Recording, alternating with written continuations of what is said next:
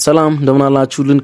ክብራን የታላቁ የማንቸስተር ዩናይትድ ደጋፊዎች ስለምታደምጡን ቆይታችሁን ደግሞ ከኛ ጋር ስለምታደርጉ ከልብ እናመሰግናለን። በእንግሊዝ ፕሪሚየር ሊግ የላንክሻየር ደርቢ ማንቸስተር ዩናይትድ ከሊቨርፑል በአንፊልድ ሮድ እሁድ ምሽት 12 ሰዓት ተኩል ላይ ጨዋታቸውን ያከናውናሉ። ሩበን አሞሪም ትናንትና ስለ ጨዋታው ከጋዜጠኞች ጋር ቆይታ አድርጎ ነበረ። እናም ጋዜጠኞች ያቀረቡለትን ጥያቄ ምን አይነት ምላሽ ሰጠ ለእናንተ ልናስዳሰስ ከእናንተ ጋርም ቆይታ ልናደርግ ተገናኝተናል። የተለያዩ ጥያቄዎች ቀርበውለታል። ከሰሞኑ ሰር ጂም ራትክሊፍ ለሩበን አሞሪም ያለውን አጋርነት ወይም ደግሞ ድጋፍ አሳይቷል። ስለዚህ ጉዳይ ተጠይቋል። ስለ ሊቨርፑልና ማንቸስተር ዩናይትድ በዋንጫው ፉክክር ለአመታት የዘለቀ ፉክክር እንዲሁ ጥያቄ ቀርቦለታል። ፊትነስ ጉዳይም በጨዋታው ውስጥ ስለሚኖሩና ስለማይኖሩ ተጫዋቾችም ተጠይቆ ነበር። በዚህ ጉዳይ መልስ መስጠት ችሏል። ስለ ሴን ላመንሰን የማንቸስተር ዩናይትድ እና የሰንደርላንድ ፐርፎርማንስ ላይ ደጋፊዎች ፒተር ሸማይክል እያሉ ሲያቀነቅኑለት ነበረ። ስለዚህ ጉዳይም እንዲመልስላቸው ጠይቀውት ነበረ። ብዙ ጉዳዮችን አንስቷል። በፓርት 1 ፕሬስ ኮንፈረንሱ ማለት ነው። የፓርት 1 ፕሬስ ኮንፈረንሱ ነው ለእናንተ የምናስቃኘው ማለት ነው። እንደ ወትሮ ሁሉ አብራችሁን ስለምትቆዩ አድምጦታችሁን ስለምትሰጡን ደግሞ ይህን ገጽ ሰብስክራይብ አድርጋችሁ ስለምታደምጡን ከልብ ነው የምናመሰግነው። የኮሜንት መስጫው ባር ላይ ሀሳብ አስተያየቶቻችሁን ልጽፉልን ትችላላችሁ። እንዲሁም ደግሞ ቪዲዮውን ገና ስትጀምሩ ላይክ አድርጋችሁ አዳምጡን። ሩበን አሞሪም ስለ ሊቨርፑል ጨዋታ ምን አለ? ከዚህ በኋላ ከምሽጋገር ሙዚቃ በኋላ የምታደምጡት ይሆናል ማለት ነው። በድጋሚ አብራችሁን ቆዩ። የምትገኙት በተወዳጁ ማን ዩናይትድ ኢንፎ ገጽ ላይ ነው።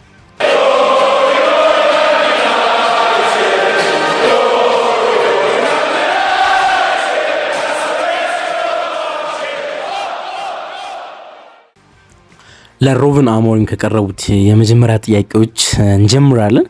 ከዩናይትድ አመራሮች ጋር ምን ያህል እንደምትገናኝ ያውቃለሁ። ከሰር ጂም ራትክሊፍ ጋር፣ ከጄሰን ዊልኮክስ የመሳሰሉት ጋር በደንብ እንደምታወራ አውቃለሁ። ሰር ጂም በእረፍት ጊዜ ወይም ደግሞ በኢንተርናሽናል ብሬክ ጊዜ ስለ እርስዎ በጣም አዎንታዊ አስተያየት ሰጥተዋል።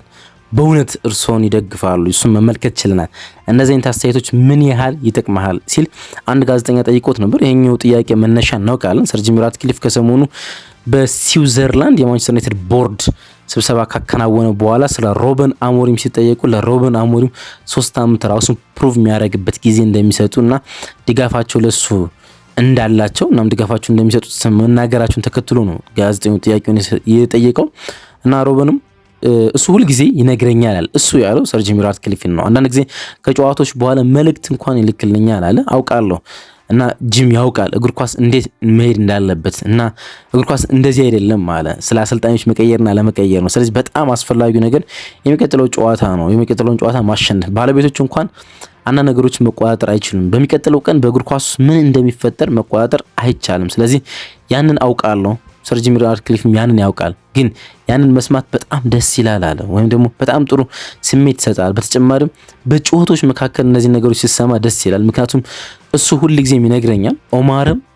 ኦማር ቤሬዳን ጄሰንም እነዚህ ነገሮች ይነግሩኛል አለና በሱ ላይ የቡድኑ አባላት ሁሉ መተማመን እንዳላቸው ነው መናገር የቻለው ሩበን አሞሪም ማለት ነው። እዛው ጥያቄ ላይ አከታትሎ አንድ ጋዜጠኛ ለዚህ ክለብ ካለ ቪዥን አንጻር ምን ያህል ይጠቅማል የሰዎቹን ንግግር ሲል ጠየቀውና ኢንተረስቲንግ ጥያቄ ይመስለኛል። አንተ ካለ ቪዥን አንጻር እነሱ ደግሞ የሚናገሩት ነገር ምን ያህል ኢንተረስቲንግ ነው ሲል ነው የጠየቀው። በመጀመሪያ ሊሰማኝ ይገባል አለ። ለዚህ ክለብ የሆነ ነገር ማድረግ እንደምችል እኔ ራሴ ሊሰማኝ ይገባል አለ። በሚወሩት ነገር ብቻ አይደለም፣ እነሱ በሚሰጡኝ መተማመን ብቻ አይደለም፣ በሚሰሩት ስራ ነው እምነት ያለኝ ወይንም ለኔ ላይ ያላቸው ድጋፍ በሚናገሩት ነገር ብቻ ሳይሆን በሚሰሩት ነገር ጭምር ነው አለ። ነገር ግን በየቀኑ ያ ይሰማኛል። እንደገና አንዳንድ ነገሮች በቡድኑ ላይ ወይም በራሴ ላይ ማረጋቸው ነገሮች ላይ ያ ስሜት መተማመን እንዲኖር ያደርጋሉ።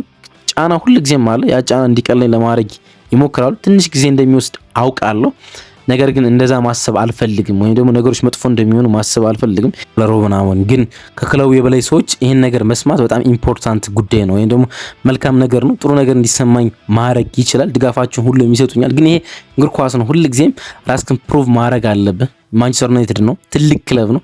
ስለዚህ ፕሩቭ ማድረግ አለብን። ዊክንድ በመጣ ቁጥር በየሳምንቱ ለጨዋታዎችን ለማሸነፍ ዝግጁ መሆን አለብን ነው ያለ። ቃል በቃል we are ready to win the games ነው ያለ። ጨዋታዎችን ለማሸነፍ ራሳችን ዝግጁ መሆን አለብን። እናም አሁን ሬዲ ነን እያንዳንዱ ጨዋታ ለማሸነፍ ይሄኛውንም ጨዋታ ጨምሮ ለማሸነፍ ሬዲ ነን አለና የሊቨርፑልን ጨዋታም ለማሸነፍ ዝግጁ እንደሆኑ ነው መናገር እየቻሉ በየሳምንቱ የሚወጡ ጨዋታዎችን ለማሸነፍ እንዲሁም ይሄኛውም ጨዋታ ጨምሮ ለማሸነፍ ዝግጁ ነን ያለ ሩበን አሞሪም። ሌላ ከጋዜጠኞች የቀረበ ጥያቄ ይሄ ጨዋታ በአንፊልድ የሚከናወን የሊቨርፑል የማንቸስተር ዩናይትድ 100ኛ ጨዋታ ነው። በታሪክ ውስጥ በአንፊልድ ሮድ የሚከናወኑ የማንቸስተር ዩናይትድ እና የሊቨርፑል 100ኛ ግንኙነት ነው፣ በአንፊልድ ብቻ ማለት ነውና ብዙ ታሪክ ያላቸው ቡድኖች ናቸው። የእርሶ ታሪክ እዚህ እየተጻፈ ነው። እኔ እንደማስበው እዚህ የመጀመሪያ ጨዋታዎችን ሲያረጉ ምናልባትም የሆነ ነገር እንደተሰማው ታውቃለሁ እና አሁን ካለው ነገር ጋር በአንፊልድ መጫወት የሚሰጡትን ስሜት ይንገሩኝ ሲል አንድ ጋዜጠኛ ጠየቃቸው። እናም ሩበን አሞሪም አስታውሳለሁ ያለ እዚህ የመጀመሪያ ስንጫወት ጥሩ ተጫውተናል፣ አቻ ነበረ። በጨዋታው መጨረሻ ላይ በጣም ተናድጄ ነበር፣ ምክንያቱም በእለቱ ከማንኛውም ተጋጣሚ ያን ጨዋታ የማሸነፍ አቅም እንደነበረን ስላሰብኩ ነው። ለክለባችን ልዩ እንደሆነ አውቃለሁ። በዋንጫ እርስ በርስ የሚፎካከሩ ክለቦች ናቸው። አንዳቸው ከአንዳቸው ጋር ያላቸው የዋንጫ ሽሚያ ከፍ ያለ ነው። ለደጋፊዎች ምን ማለት እንደሆነ ይህን ጨዋታ እናውቃለን እና እንደገና አንድ ጨዋታ በተሻለ ሁኔታ መጫወት እንዳለብን አውቃለሁ። እናም በተሻለ ሁኔታ መጫወት ከሚገቡን መርሃ ግብሮች አንዱ ይሄኛው ነው አለ። በሁለቱም ሳጥኖች ውስጥ የተሻለ ለማድረግ እንጥራለን አለ። በማንቸስተር ዩናይትድ የተከላካይ ስፍራም እንዲሁም ደግሞ በሊቨርፑል የማጥቂያ ስፍራ ላይ የተሻለ መሆን እንዳለብን እናውቃለን ለማለት ፈልጎ ነው። በሁለቱም ሳጥኖች ውስጥ የተሻለ ለማድረግ እንጥራለን። ስለዚህ እኛ ማሸነፍ ያለብን አንድ ተጨማሪ ጨዋታ አለ፣ እሱም ይሄ የአንፊልድ ሮድ ጨዋታ ነው ሲል ነው ሩበን አሞሪም መናገር የቻለው። ከዚህ ከመጣ በኋላ ትልልቅ ቡድኖች ተብዮች ጋር ያስመዘገብከው ውጤት ጥሩ ነው፣ ፐርፎርማንስም ጥሩ ነው አለን እና እነዚህን ነገሮች ወይም እንደዚህ የመጫወት ምክንያት ምንድነው? ልዩነቱ ምን ይመስላል ብሎ አንድ ጋዜጠኛ ጠየቀው። የሁላችን ጥያቄ ነው አይደል? በተለይ ሩበን አሞሪም ወደ ማንቸስተር ዩናይትድ ከመጣ በኋላ በትልልቅ ጨዋታዎች ውስጥ ማንቸስተር ዩናይትድ በጣም ጥሩ ፐርፎርማንስ አለው። ትልቅ ምሳሌ አለን። በዚህ ውድድር ዓመት ቸልሲን በደንብ ማሸነፍ ችለናል። አርሰናል ጋር በፍጹም መሸነፍ አይገባንም ነበር። በፍጹም በጣም ጥሩ ፐርፎርማንስ ነበር የማንቸስተር ዩናይትድ ፐርፎርማንስ። በትንሹ ከአንድ ነጥብ በላይ ማንቸስተር ዩናይትድ ይገባው ነበር በዛ የኦልድ ትራፎርድ የአርሰናልና የማንቸስተር ዩናይትድ ጨዋታና ጋዜጠኛው የጠየቀው እሱ ነውና በትልልቅ ጨዋታዎች ውስጥ በጣም ጥሩ ፐርፎርማንስ ነው ያላችሁና ውጤቱም ጥሩ ነው፣ ልዩነቱ ምንድነው ከሌሎች ጨዋታዎች ብሎ ጠይቆት ነበር እና ቃል በቃል ያሉትን ፍሬዝ ብትጠቀማ ደስ ይላል። ሜቢ አይ ዶንት ኖ በት ሜቢ ዘ ኤክስፔክቴሽን ያለ አላቅም፣ ሜቢ አላቅም ግን ሊሆን የሚችለው ኤክስፔክቴሽን ነው አለ። ወይም ደግሞ ያለውን ተቀባይነት ማለት ኤክስፔክቴሽን ኤክስፔክት መደረጋችን መጠበቃችን ይመስለኛል አለ። ማሸነፍ የሚገባችንን ጨዋታ ሲሆን መጠበቅ ሲኖር ያን ለማድረግ መቸገር አለ አለ። ትልልቅ ጨዋታዎች ሲሆኑ 50-50 ይሆናሉ እድሉን ለማብራራት ሲሞክር ሩበን አሞሪም ማለት ነው። ትልልቅ ጨዋታዎች ሲሆኑ እድሎች 50-50 ይሆናሉ፣ መጠበቆች በሁለቱ ቡድን ውስጥ ይሆናል። ማንቸስተር ዩናይትድ ይሄኛውን ጨዋታ ማሸነፍ አለበት ሲባል ግን ወይ ይሄኛው ጨዋታ ማሸነፍ ለማንቸስተር ዩናይትድ ኖርማል ነው ሲባል መጠበቆች ከፍ ሲሉ ያን ነገር ለማድረግ በዛ ደረጃ ላይ በኤክስፔክቴሽኑ ልክ ለመገኘት መቸገር አለ ሲል ነው ለማብራራት የሞከረው። ትልቅ ክለቦች ጋር ስትጫወት እያንዳንዱ ግጥሚያ ማሸነፍ አለብህ እና በዛ መነሳሳት ውስጥ እንገኛለን። ግን ደግሞ አንዳንድ ጨዋታዎች ስንቸገር እንታያለን። ሰዎች ያንን ጨዋታ እንድናሸንፍ ልትጠብቁ ትችላላችሁ። ያ ሲሆን ነገሮች ለኛ ይከብዱናል አለ።